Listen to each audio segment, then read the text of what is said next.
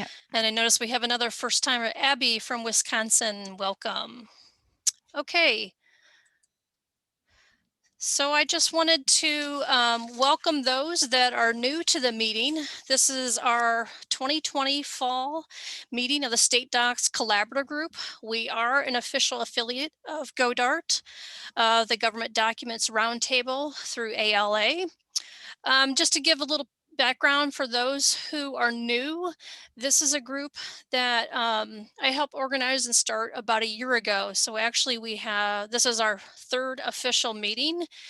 And the goal of creating this group was to reach out and find others throughout the country that organize and manage the state documents collections in their respective states.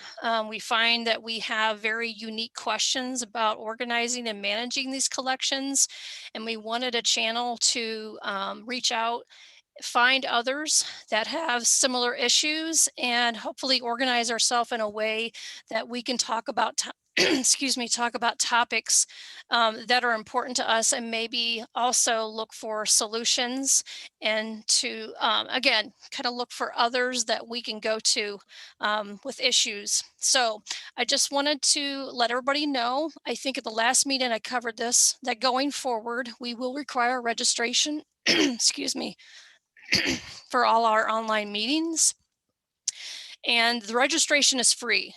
So being part of this group is free to anyone who is interested in this topic. You don't necessarily have to be a manager of a particular type of collection, but anybody who's interested. And I see Kate in the chat has asked, is there an email list for this group?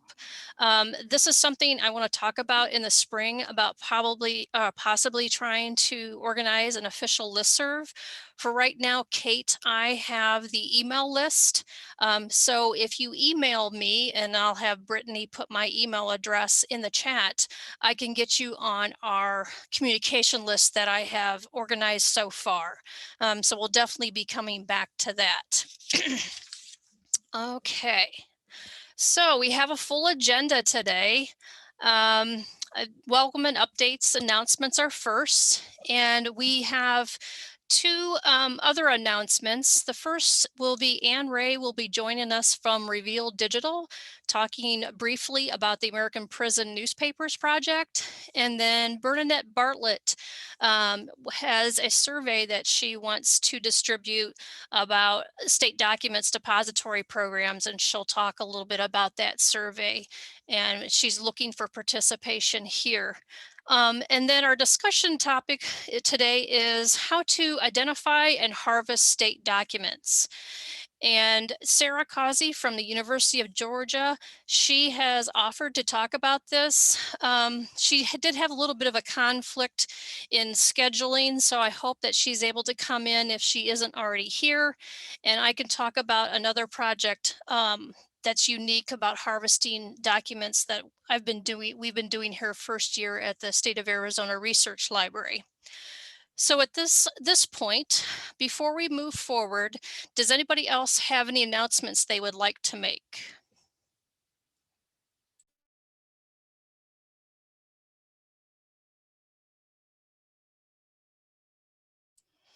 Okay, seeing none, if you do have an announcement, just go ahead and put it in the chat, or you can definitely kind of come in the end here of what I'm going to talk about the LibGuide. I think the last time we met, I talked about the State Docs Collaborative Group actually has a LibGuide, and this again is part of our affiliation with GoDart. Just to let people know, you do not have to be a GoDart member to be part of the State Documents Collaborative Group. The affiliation allows us the ability to use the online meeting software that GoDart provides, and also has provided us with a LibGuide. And there's a couple things I'd like to point out about the LibGuide. Let's see if my link will actually work. See what happens. Does everybody see my live GoDart LibGuide? Great, thank you for putting that there in case I'm having some technical difficulties on that side. So there's only a couple things that I wanted to point out here on the actual LibGuide, there is a tab for state agency collections. And so far, I have gathered information from various states about state publications in those particular states. So if you haven't already sent me the information and you would like information about your specific state's state publication collections, send me that information. An additional link that is provided for a few, like Arizona and Colorado, is links to actual classifications of these collections. And the reason why I have included that is previously in the past, there have been others that have asked about the classification that other collections have used in various states. It's not a requirement to be part of these links, but if you'd like to provide that information, and it's something I can link to on the web, please send that information to me.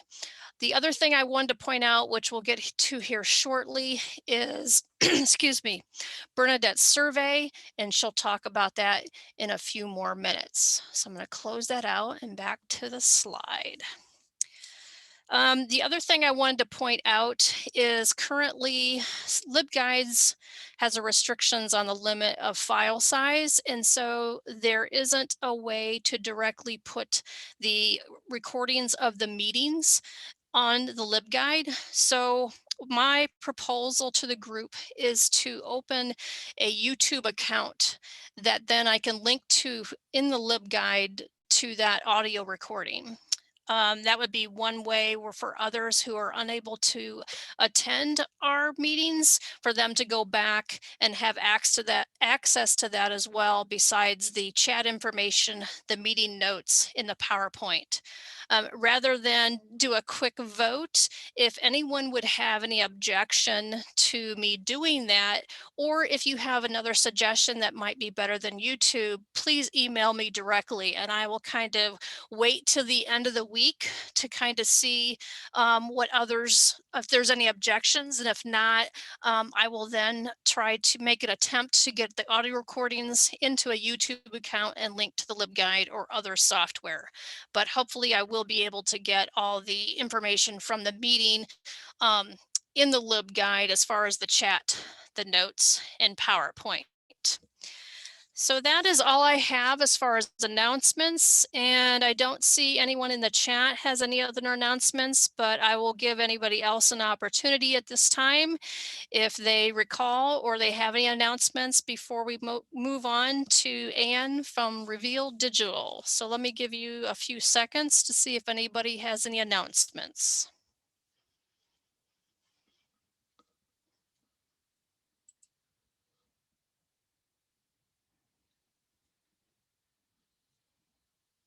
I don't see any announcements there, but we'll keep watching. And at this point, I would like to turn it over to Anne Ray from Reveal Digital.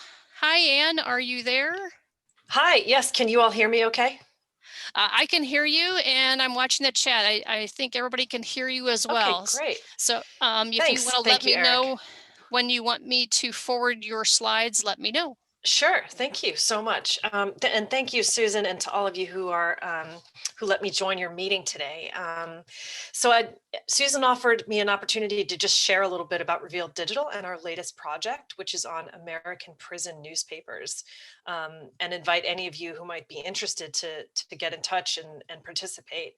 And it seems like a lot of these newspapers have ended up in state libraries, and we're already working with a couple of them, which I'll talk about in a moment.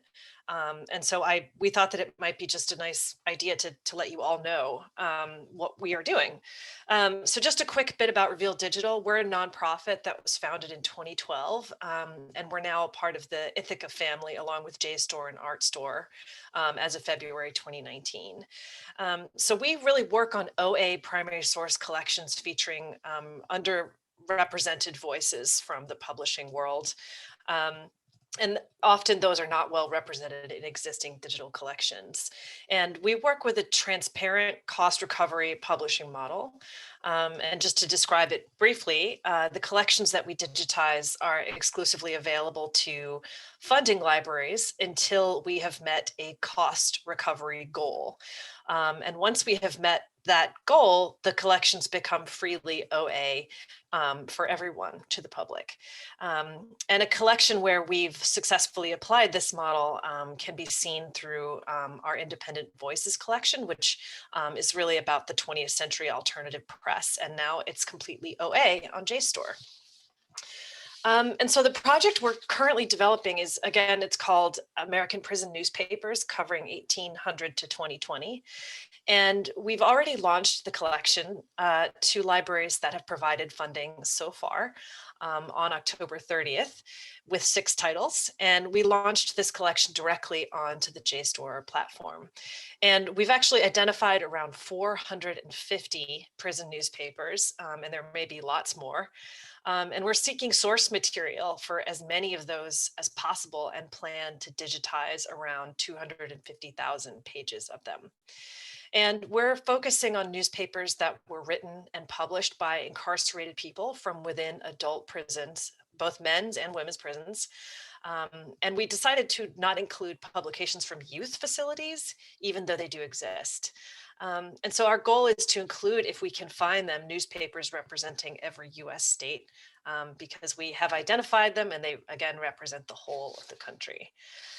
And if you wanted to flip to the next slide. Just a quick example of what these papers kind of look like. These 2 examples are from the holdings of the 2 state libraries that are already participating. The left is called La Roca, and this issue is from 1992. And this was published out of the Arizona State Prison in Florence. And we're working with Susan over at the Arizona State Library to digitize this material. And the right is a cover from a publication called The Hourglass. And this is our first prison newspaper from a women's only institution. And that's an area where there's a lot of interest among scholars, as you can imagine. Materials that help study the presence of women in prisons throughout history is often very hard to find, not easily surfaced. And this issue is from 1940 and came from the state prison and farm for women in Niantic, Connecticut. And the source material has been provided by the Connecticut State Library. And there's really just an incredible range of perspectives in these newspapers. And the project, we hope, is a way to really feature these rare materials, which are often very disparately held across institutions and for which there hasn't yet been a sort of critical mass or a model to offer them all as a coherent collection. And we're really hoping to just, through this project, serve the time and energy that many of the libraries like yours have taken to preserve them. So you can move to the next one if you get a moment. So just to speak really quickly about the funding that we already have available for this project. So fundraising has already begun, and our goal overall is about $560,000. And of that, we have already raised about $250,000 through a group of 53 and growing libraries that have committed to making sustaining contributions through a larger fund that we refer to as the Diversity and Dissent Fund. And as fundraising continues, we'll be transparent about what these funds go toward. And if you wanted to switch to the next one, so far we have source libraries signed on to work with us. There's 10 of them.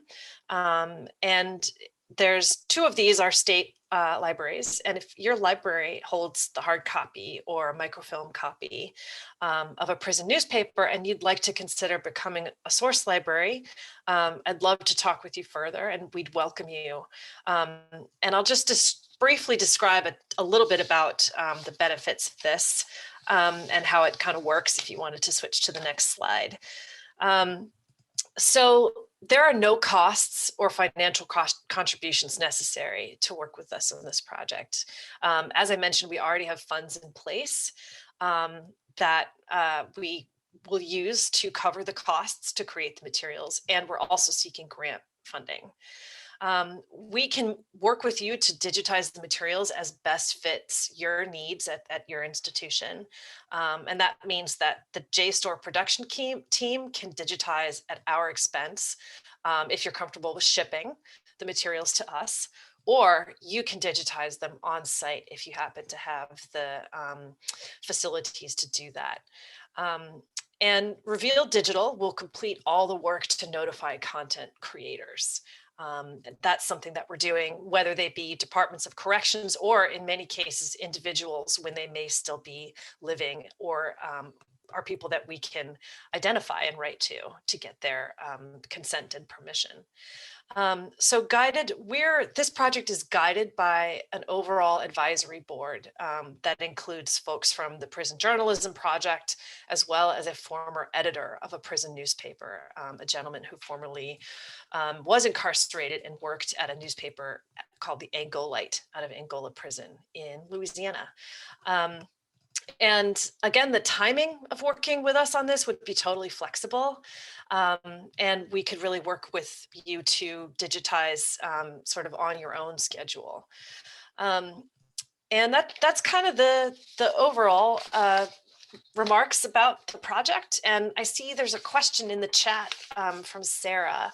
Hi, Sarah. Thank you for this question. The question is, do you have any concerns about personally identifiable information or privacy in the newsletters? Yes, absolutely. That's a question that we are going to be posing to the advisory board to really talk through that issue. And depending on what those folks really want to see us do, we might make some changes about the way that names and other information are discoverable through the collection itself. And that might mean, for example, restricting the way that they are available through things like the Google crawl or through library discovery services. Or it might be as extensive as removing the names from any searchable text, or even just removing the OCR in general so that they're not quite as searchable. And that's a thing that we're really going to take care to consider and really do our best to proceed with the project in as ethical way as possible. And you know, as we hopefully will work with more state libraries and other institutions, that's going to be an issue that I really want to keep talking to everyone about. So, and there's my contact information. And I'll put a couple of links in the chat so you can take a look at the collection on JSTOR, where there's a couple of freely available issues. And I think maybe we'll just open it up to questions if that works. Thank you, Anne. This is Susan again. We will allow a minute or two for people to unmute themselves, or if they will have additional questions, to put those in the chat. I also wanted to let people know that if they wanted to contact me, since we already are part of the first phase from the State of Arizona Research Library, if you'd like, I have questions about from our end, feel free to contact me and we can set up a time to discuss any other questions you have specifically from the library standpoint. I did see another question, Anne, that says, does the library get perpetual access? Yes. So the way that it works is that while we're building the collection, which we really only hope will take about 2 years, maybe a touch more, depending on dealing with some of the concerns like the ones that Sarah raised. During that period, we will restrict access just to funding libraries. But once our fundraising goal is met, it will become completely permanently OA for everyone.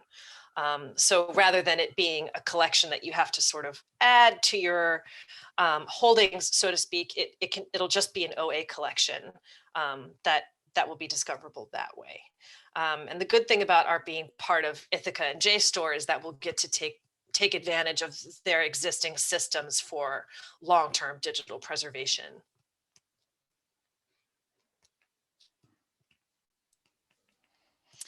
And we'll give another a few seconds for people to ask questions. Oh, here's one from Jay. Would libraries be allowed to download these into their own digital collection? Yes, absolutely. They will be available under a CC license, which is just, I'm pretty sure it's going to be the one that just asks for attribution and non-commercial uses. So yes, absolutely. And I forgot to mention, because I think I might have cut it off from the last slide. In the event that JSTOR digitizes the material, we would provide back to you high-res files for your own use. So it really is a mechanism by which you can kind of add to your own digital holdings. But once it's free and open access, yes, absolutely. We would want anyone to use them and link to them however you like. Great question. We'll wait a couple more seconds and see if there's any others.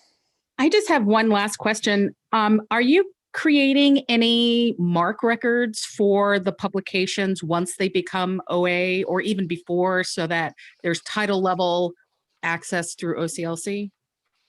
I am fairly certain that the answer to that is yes. But I need to check so I'm not giving you the wrong answer. Maybe if that's something I could get back to you about offline, I'd be glad to. But it sounds like those would indeed be very useful. Is that right? Yes, they Okay. would be awesome. Thank you. Okay. Well, then I think just from that feedback alone, I would want our folks internally to prioritize it. So thanks for the info. And I will find out for you. And if you could also let me know that as well, then we can make sure that we get those in the meeting notes, especially for those who are maybe unable to our rescheduled meeting, so they would at least maybe see an answer to that question as well. Yeah, absolutely. And I'll give anybody a few more seconds if they would like to ask a question.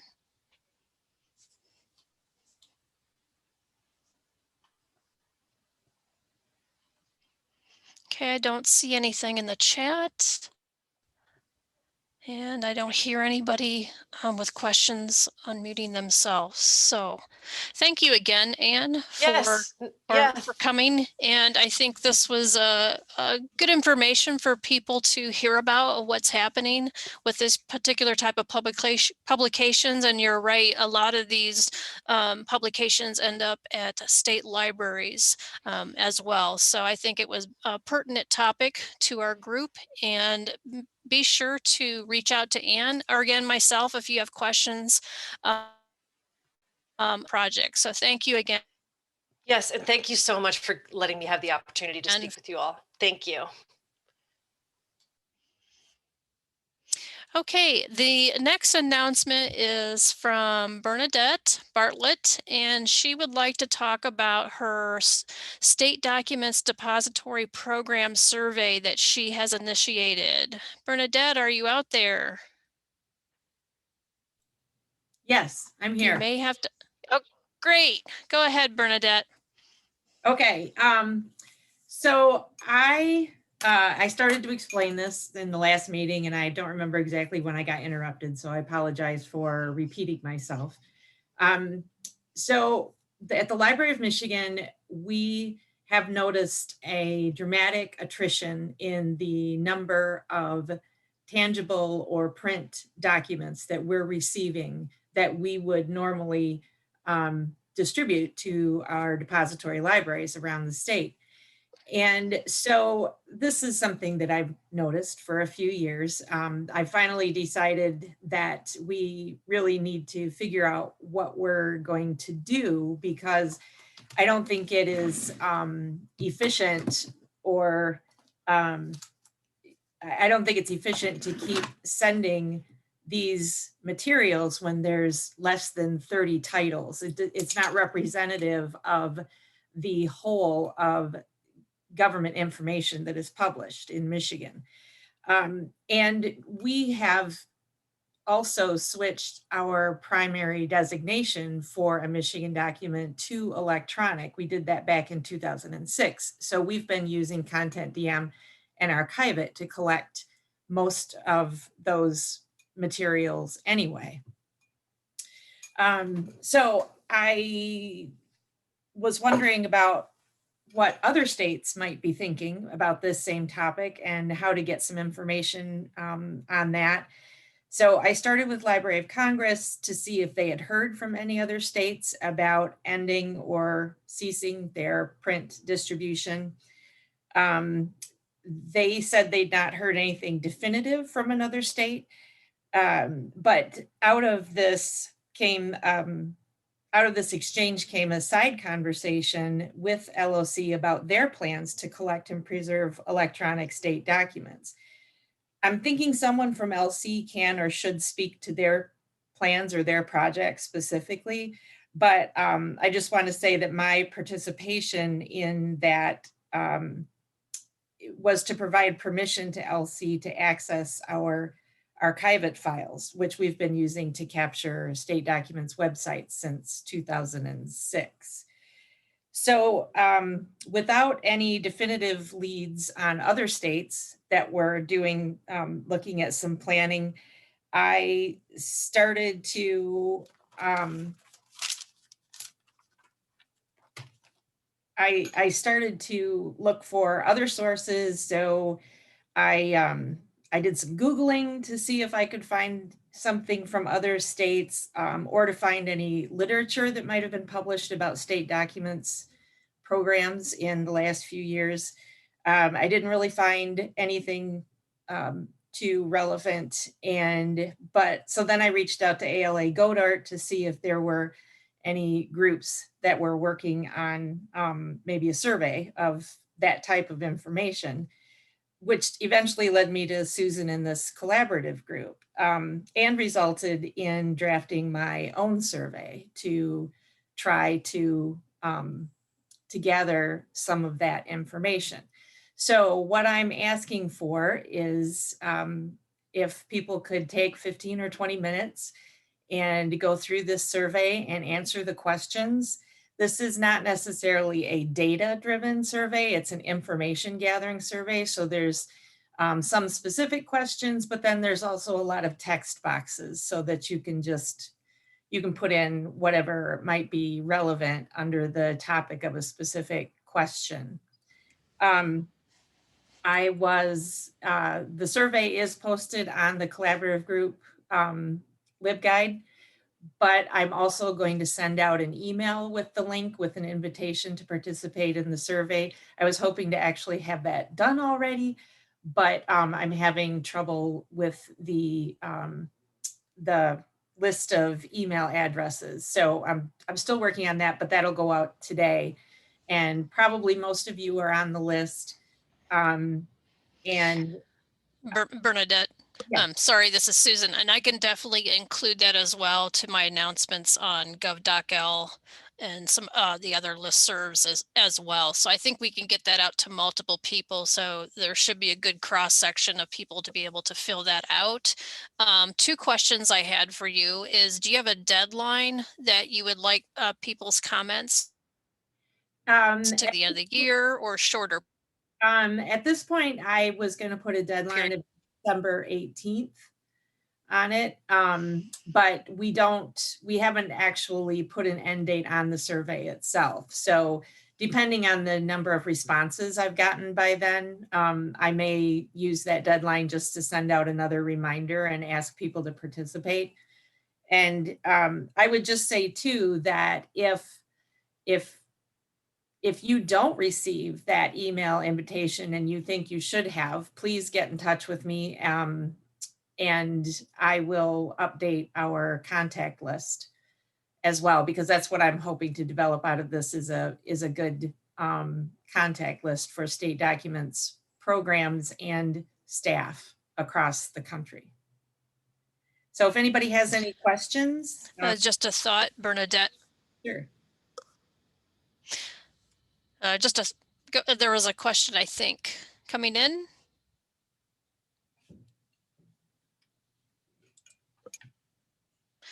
Bernadette, that was Susan. I thought too is even though the survey was kind of more of, looking for information, if somehow you plan to share what you find with something with the group, maybe in a potential, future meeting, or if you were going to write up something. And we can definitely work off the list too. Maybe that's something we can work on and putting on the LibGuide, so it'll be available to a variety of others as well. Just some thoughts here. I noticed in the chat we had some comments as well about depository programs. Yeah. Yes, I did. Any questions for Bernadette? I did plan to compile and release the results or the outcomes of the survey so that everybody could see that. Because like I said, I did try to do a literature search, and I really wasn't finding very much about state documents programs recently.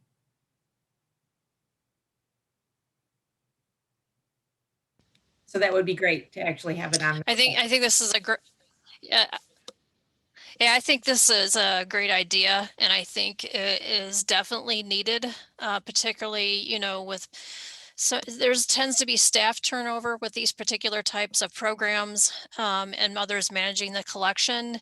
And this transition, I think we're also, seeing from print to online and what that means for these type of depository programs. So I think this is a perfect time for this survey. So for those out there, again, if you would definitely fill that out for Bernadette, that would be great, because I think we can all benefit from that. So there has been some comments in the chat. I don't think there was any particular questions. Does anybody have any questions or comments before we move on to this topic of discussion?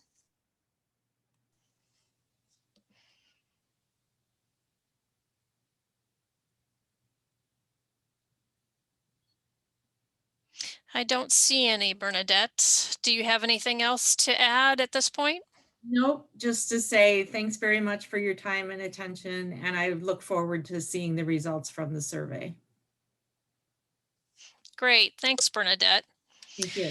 Okay, so we have about 25 minutes to talk about our topic for today. And today's topic was how to identify and harvest state documents. And Sarah, I don't see her in the chat, so she may have been unable to make the meeting today. So I did draw up a slide of the software that Sarah was going to talk about. And when I was creating the slide, I realized this was not a resource that I knew about. So this is another great reason why I love this group, and I love for people to share and ask questions behind. So Sarah was going to talk a little bit about how she used the HT-TRAC website copier, and there URL to this particular website. And I will confess, since I had no idea that this type of software existed, I really can't comment. I've never used it. Sarah was able to share her workflows in a Word document that I'm going to share with the group as part of the meeting notes when I send those out and put them up on the LibGuide. So from what I understood from her workflows by using this piece of software, is she runs the software twice a year, she said. And I think she said it was about 2,000 files that would end up getting downloaded from those particular jobs. And I think that was, once a year, each of those 2,000, she would get about 2,000 files. Then she created a script to kind of help organize those particular files. And then eventually it sounded like from her workflows that she actually goes through and reviews each of those downloads to see if it's something they want to add to the collection. I know that's very brief, and unfortunately Sarah wasn't able to be here today to talk more about this process. So I kind of wanted to open up. Is anyone familiar with this type of software or have used it in the past?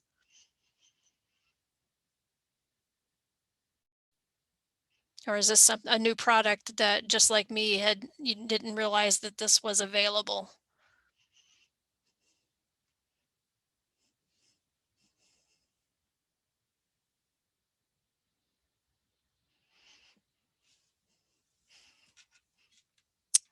Catherine says new to me. Yes, Catherine, it's something new, but it's definitely something I think I'm going to look into. Currently, I do have a subscription to Watch That Page, but I think I'm always open to looking for new tools and new ways that'll help better try to locate state publications. I think for many of us dealing with these types of publications in our collections, one thing that we struggle with, or at least this is my opinion, is we don't have like the federal depository program. We don't have those things set up like that we can kind of just, we can decide, what publications we want to get just from a profile. So I think this is a topic that at least I struggle with on a day-to-day basis, and making sure I get those things that I'm supposed to. Any other questions or comments about HT-TRAC before I move on to the topic of the project that I was working on? I will give you a few seconds to either unmute yourselves or other questions or comments in the chat.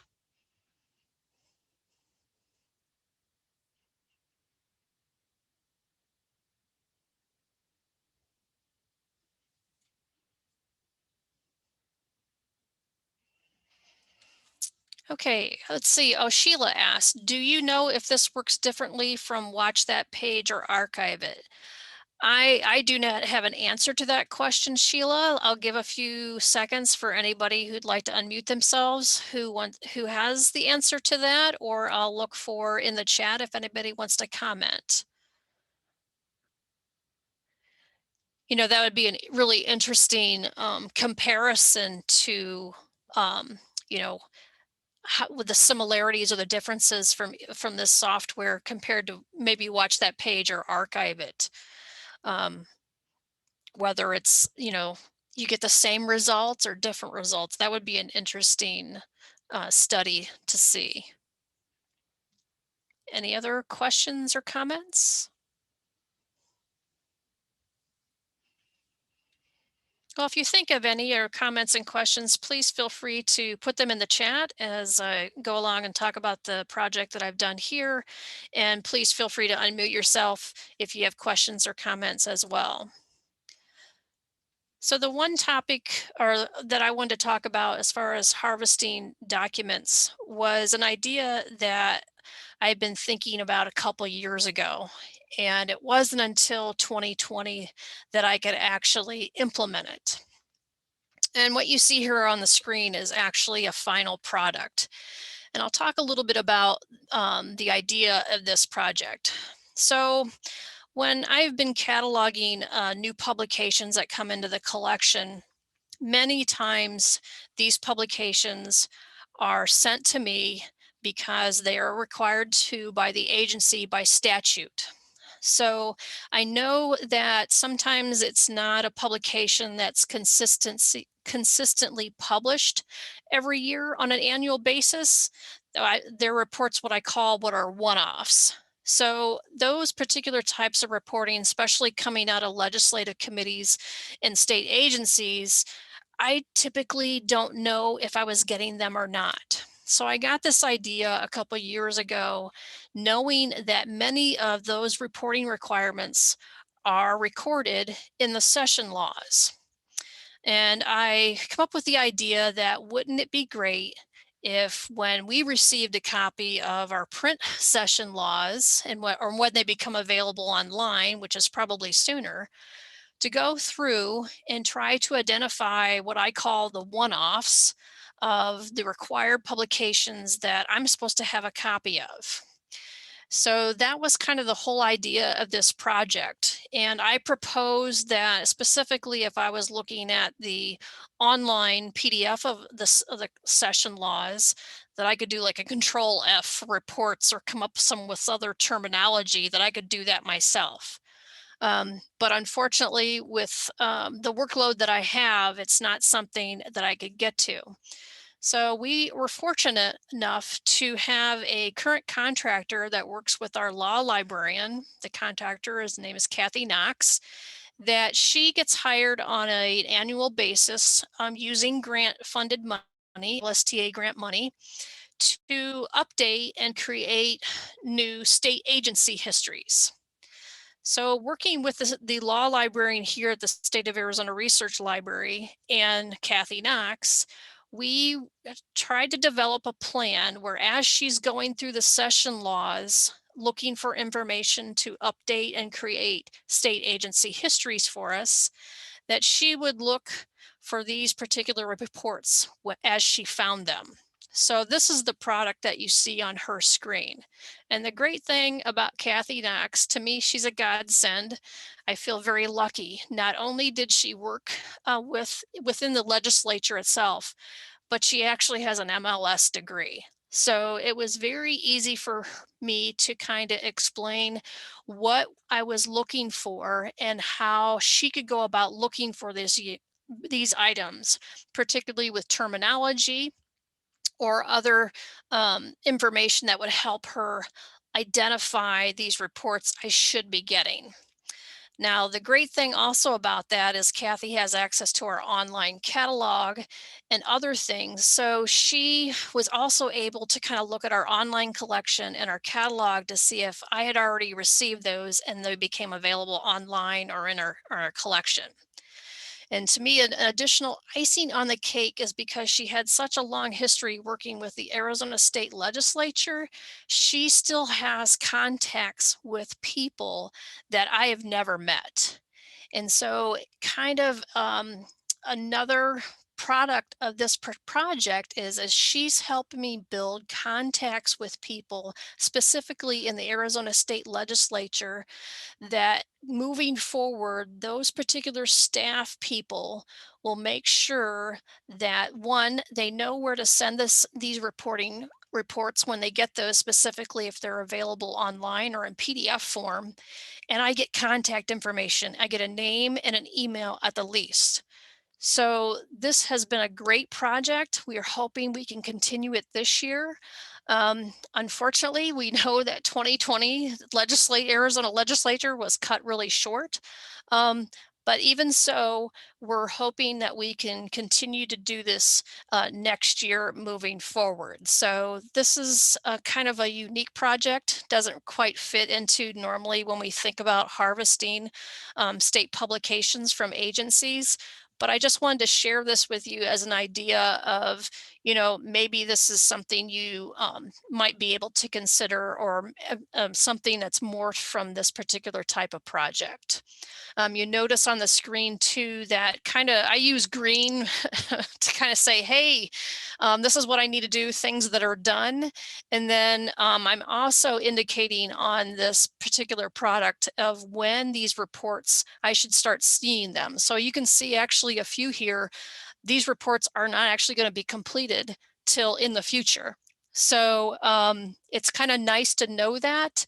Right now, I haven't done anything with those future dates yet, but at least I know that they should be coming at some point. And the other thing I have found working specifically with legislative committees, sometimes even though the statute requires that they submit a report, sometimes it doesn't happen. But this still gives me a way to kind of go to that committee or staff of that committee to say, did this get produced? And if not, try to get documentation to show that it doesn't exist. So in the future, when I have a request to say, this report was supposed to be created by this agency and submitted here, do you have it? Either way, I hopefully maybe can respond to them saying, yes, we have it, or no, we don't, and this is why we don't, whether maybe they never created it or we just never received it. I noticed there was a couple of comments. Let's see, what a great idea. Makes it easier to track what you may be missing from your state documents collection. Thanks. I'm fortunate that a legislative agency publishes the reports required. Oh, sorry. I was kind of looking at the required by boilerplate, which lists most types of reports for executive branches. We then rely on our archive at Snapshot to locate them when needed, not a perfect system. It's interesting too, Bernadette, what I've started to do is when I get the cover sheets for some of these reports, similar to that, many of them refer to in the cover sheet of the statute that's requiring them to submit the report. And I'm actually starting to put that requirement in a general note in the bibliographic records. So at least possibly, if not by session law, by statute, that may be a way that they can locate it doing a keyword search in our system, whether it's our online collection or in our catalog. Jay says the Oregon legislature has a page where they post reports required to be submitted, and we monitor with Watch That page. Great. With working with Kathy, she is also giving me some websites similar to that to bookmark, especially from the Arizona Legislative Council. They have a particular website and subpages where they also do reporting.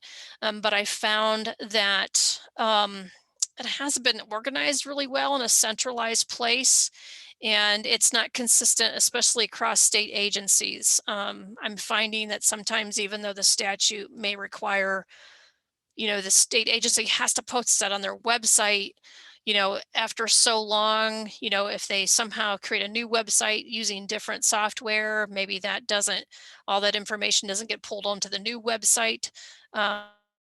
Archive it, and the Wayback Machine I rely on sometimes as well. So I think things are better than they used to be, and what tools we're able to use to help locate these things. But the more I work with this, it seems I have to come up with a multifaceted kind of tool to not one way is going to be, or to make sure that I get all these reports. It's kind of a combination of different types of tools and contacts and building those relationships. So that's another reason why I appreciate Kathy kind of telling me who these contacts are. So if for some reason in the future that Kathy no longer is working on this project for me, that I'll have some contacts to make sure that I can build upon those relationships that she has kind of started. Kathy Hale says, we have found that because staff changes, the people we had as a contact does not always pass the information along. And I totally agree with that, Kathy. Totally agree with that. So I think as a struggle that we deal with as working with state publications collections, even with in our own agency, there's turnover. So totally understand that, Kathy, that's a struggle. Any other comments or questions? Bernadette, are you using this information to compile agency histories? This particular, excuse me, what Kathy is doing for me is yes, but that is a separate product for the law librarian. So the snapshot of the document that is on the screen, that is particularly just for state publications. So in a sense, she can use that information for state agency histories, but that's a different product. So when her contract is drawn up, that falls under the law librarian, where this falls under working with me as a state publications librarian. Oh, and Sarah says to help patrons find them, we have a reports to the legislature collection in our digital collections. Very good. And she provided the link in the chat if people would like to see that. Great. Thanks, Sarah. Elizabeth from Minnesota closely tracks reports required by the legislature, both one-time reports and ongoing reports, and we include the statutory requirement in our catalog record. Oh, good. I'm glad to hear others are doing that as well. Very good. Any other comments or questions? It looks like we have about 8 minutes or so. This is typically our meetings are 1 hour. So feel free to ask questions not only about this project, or if there's anything else, or do you think of an announcement you would like to announce to the group or put in the chat, now's the time to do that. Hi, this is Jay at the Oregon State Library. Yes, Jay. And I think I've talked about it in this group before. We have a homegrown tool that we use. We get a feed from our e-government contractor every day, and we have a homegrown tool that allows us to review it and put it in queues for future work. it's old enough that nobody knows how it works anymore. So in our strategic plan, we're looking to replace it sometime within the next year or so. But one thing I wonder about this group is if there might be a way that we could collaborate to come up with something that would work for a lot of states. I know a lot of states have NICUSA as their e-government contractor, and I would have no idea where to even start, but I wanted to throw that idea out. I talked to our state librarian about maybe bringing it up at COSLA, but she thought maybe this group would be better first. So that's something we can discuss by email or think about and discuss next time we get together. Or so just wanted to throw that out because I think it might be a possibility. I think that's an interesting question, and I think there would be some interest in discussing that. I don't see any reason why we shouldn't talk about that. Doesn't necessarily mean that we can make anything happen, in a short time frame. But I think it's definitely worth a conversation. Does anybody else have any thoughts on Jay's proposal? Is that something that we would want to talk in one of these meetings, or would you like something else set up maybe? But I would be interested in that conversation, definitely.